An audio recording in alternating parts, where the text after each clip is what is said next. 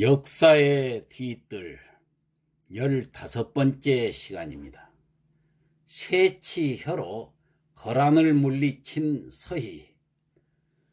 자, 이 서희는 고려 초기의 정치가이고 외교가로서 본관은 이천이고 자는 염윤입니다. 내일령을 지낸 그 필의 아들로서 서필이죠. 아들로 이천 지방에 토착한 호족입니다. 아버지에 의해서 서희 자신도 재상에 올랐고 다시 그의 아들 선울이라든가 서유걸이라는 아들들도 수상인 문화시중과 재상인 좌복야를 지냈을 뿐더러 특히 선울의 딸은 현종의 비가 되어서 외척 가문의 하나로 등장하게 되었던 것입니다. 960년 그러니까 광종 11년 3월에 이 서희는 갑과로 과거에 급제한 뒤에 광평원외랑 내이시랑 등을 거쳐서 983년에는 군정의 책임을 맡은 병관의사가 되고 얼마 뒤에 내시시랑 평장사를 지내서 태보 내사령까지 그 최고직에 이르게 됩니다. 이와 같이 정치적 활동에서도 중책을 맡았으나 외교적으로도 이에 못지않는 많은 업적을 올렸습니다. 972년에는 십수년간 단절되었던 송나라와의 외교를 그가 직접 사신으로 가서 큰 성과를 거두었습니다. 그러나 무엇보다도 그의 가장 큰 외교적 활약은 993년에 대군을 이끌고 들어온 거란의 장수 소손영하고 담판을 해가지고 이것을 세치혀로 물리친 일이 있습니다.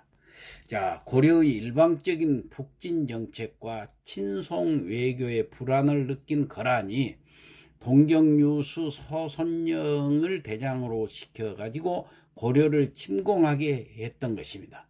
이 거란군은 봉산군을 격파한 뒤에 대조가 이미 고구려의 땅을 차지하였는데 지금 너희 나라에서 강계를 침탈함으로 이에 와서 정토하노라는 등의 위협을 아주 거듭했던 것입니다. 여기서 대조라는 것은 거란을 자기 나라를 크게 높여서 얘기하는 대조다. 거란을 대조라고 이렇게 이제 호칭을 한 거죠.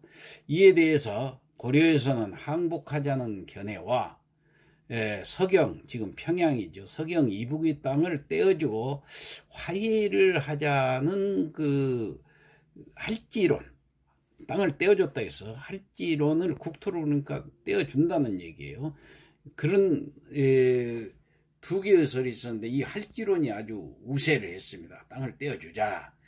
그러나 봉산군을 쳤을 뿐 적극적인 군사행동을 취하지 않고 위협만 되풀이하고 있는 그 적장의 속셈을 간파했던 서희는 할지론을 적극 반대하고 싸울 것을 주장을 했습니다.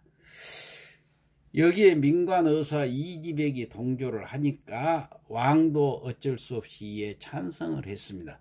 이때 마침 소손영도 안용진을 공격하다가 중랑종 대도수와 낭장 유방에게 패해가지고 고려의 대신과 연대하기를 청해왔으므로 서희가 여기에 이제 응하게 되었던 것입니다.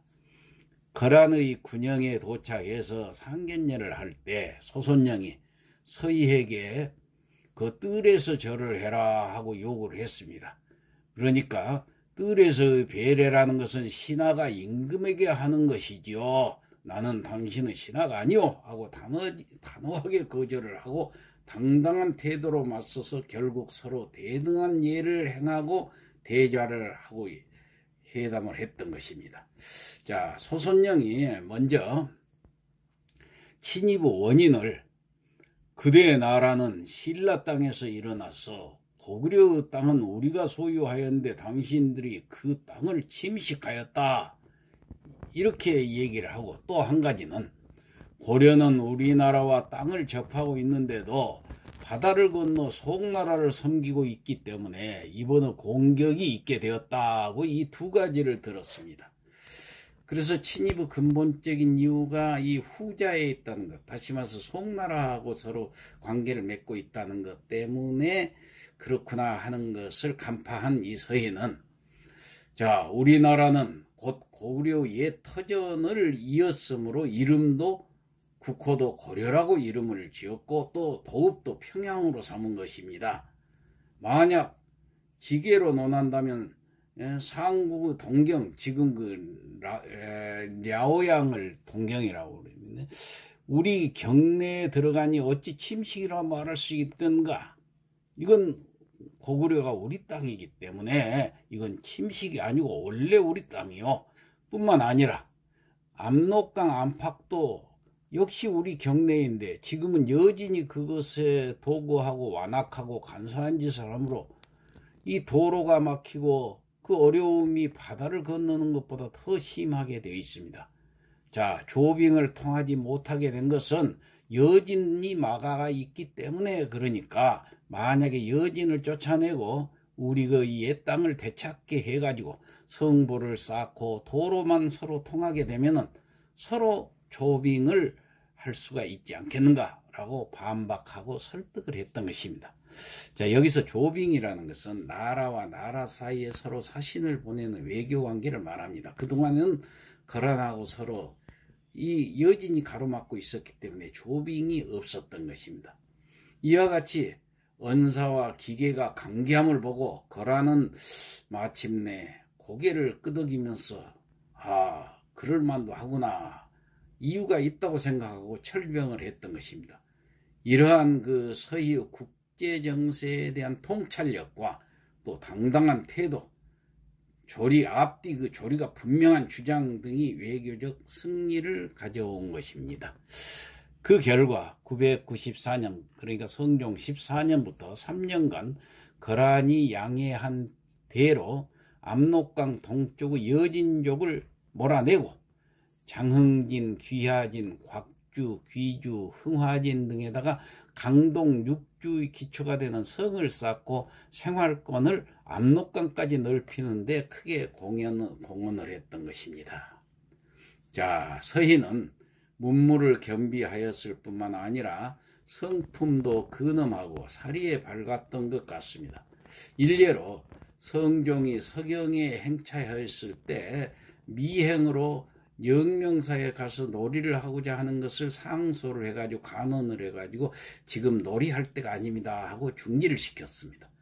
또 의가를 따라 해주에 갔을 때 임금이 그의 막사에 들어가고자 하니까 지종께서 하실 곳이 이 막사가 아닙니다 하고 정중하게 사양하였으며 다시 술을 올리라고 명을 하니까 신의 술은 감히 드릴 수가 없습니다 라고 해서 결국 막사 밖에서 어주를 올리도록 한 사실에서도 그의 면모가 얼마나 강직한가 하는 것을 살펴볼 수가 있습니다. 또한 공빈영 정의원이 봉사를 올려서 시정의 7가지 일을 논한 것이 임금의 뜻을 거슬렸지만은 서희는 오히려 정의원은 온사가 심히 적절한 것이라고 변호를 하고 그 허물을 스스로에게 돌렸다고 하는 데서도 잘 알 수가 있습니다. 그래서 정의원은 감찰의사가 되고 서희는 말과 주가를 위로의 증표로 받았다고 합니다. 서희는 성종의 총애를 받으면서 일신의 영달과 더불어 나라에 큰 공적을 쌓을 수 있었습니다. 이러한 모습은 그가 996년에 병으로 개국사에 머물게 되자 성종이 친히 행차를 해서 의 한 벌과 말 3피를 각 사원에 나누어 신압을 하고 개국사에다가 다시 곡식 천석을 시주하는 등 그가 왕쾌하도록 정성을 다한 사실에서도 알 수가 있습니다. 자, 우리 역사에서 서희 같은 훌륭한 외교가가 나왔다는 데 대해서 큰 자부심을 느끼게 됩니다. 이상 역사의 뒤뜰을 마치겠습니다.